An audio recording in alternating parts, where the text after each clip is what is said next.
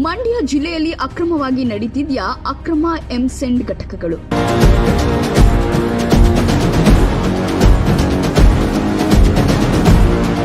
ಹೌದು, ಇತ್ತೀಚೆಗೆ ಅನುಮತಿ ಇಲ್ಲದೆ ಎಂಸೆಂಡ್ ಹಾಗೂ ಜಲ್ಲಿ ಘಟಕಗಳು ತಲೆ ಎತ್ತುತ್ತಿವೆ.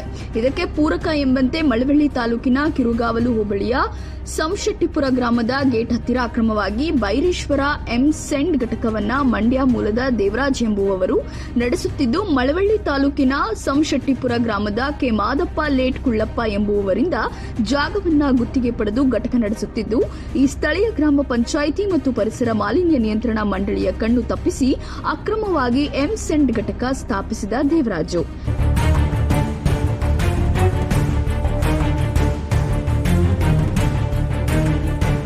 ಅಪಘಾತಕ್ಕೆ ಎಡೆ ಮಾಡಿಕೊಟ್ಟಿರುವ ಈ ಘಟಕದಿಂದ ಮಳವಳ್ಳಿ ಕಿರುಗಾವಲು ಹೆದ್ದಾರಿಯಲ್ಲಿ ರಸ್ತೆ ಅಪಘಾತಕ್ಕೆ ಅವಕಾಶ ಮಾಡಿದಂತಿದೆ.